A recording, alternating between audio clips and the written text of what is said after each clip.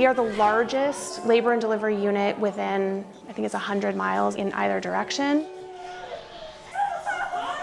That said, my department loses money every single year. It's very costly to run an obstetric unit because it has to be staffed 24/7. And it's something that we have to, I wouldn't say wrestle with, but manage each year. Then I make sure I don't hear an arrhythmia, which is irregular heartbeat. I think that's why it's so important that we maintain this sort of mixed midwife model.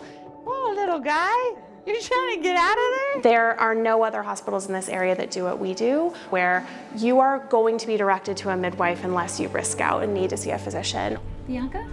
Hi, Bianca. How are you? Nice to see you. I'm good, thank you. This is Tessa. And they are not just delivering babies. Our midwives are helping women through their health throughout their lives, whether they're pregnant or not. In this room, we were doing what we call contraception management. We can insert IUDs. This is called the Nexplanon. It's a form of birth control or contraception. If you don't get a period at the beginning of September, we'll be surprised. Okay. You'll take a test and you'll promise, okay?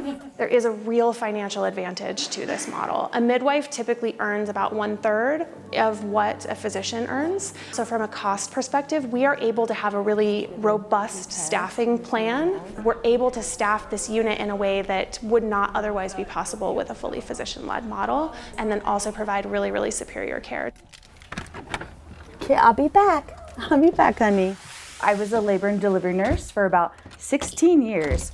After working in labor and delivery for a while, I felt like some of the women's voices weren't being heard. Some providers, I felt like, weren't asking the women what they wanted. And so I realized in order to change that, I had to be a provider myself.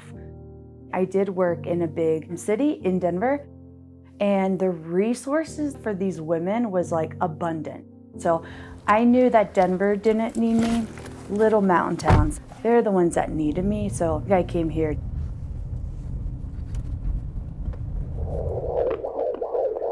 This is the noise of the pulsating of the blood through the cord. A lot of people, when they hear midwives, they think of like crunchy, like herbs and gongs and crystals and that kind of thing. And they prescribed all of my medication through my pregnancy. They did all of my blood work. It was still a very medical process. The certified nurse midwife has a graduate school degree. You're a nurse, you have a bachelor's, and you do another 2 to 3 years of a master's. Midwives are just taught in school to trust the body, trust the women, trust the baby. We are low intervention, only intervene if needed, but we do let you get an epidural. Just normal scar tissue we're going through right here.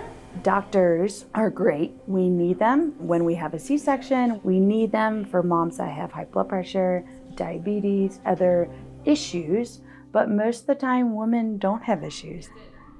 We do get women that come from an hour away to our clinics, to our hospital. We also have a very big immigrant population, Spanish speakers from lots of Central America countries. Hay veces que me siento cansada cuando camino mucho. Sometimes lots of people don't make it to their appointment because they missed the bus or they don't have transportation. There are so few large medical centers regionally, so you have a lot of patients driving really far to get their care.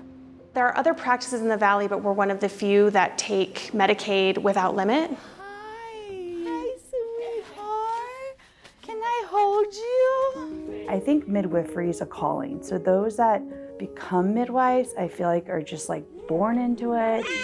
Oh, Lolly's got you. Lolly's got you. For me, it's another day. But for lots of moms, it's one day. And depending on how she felt with her body and had a voice, will determine the way she tells her child that birth story for forever and ever.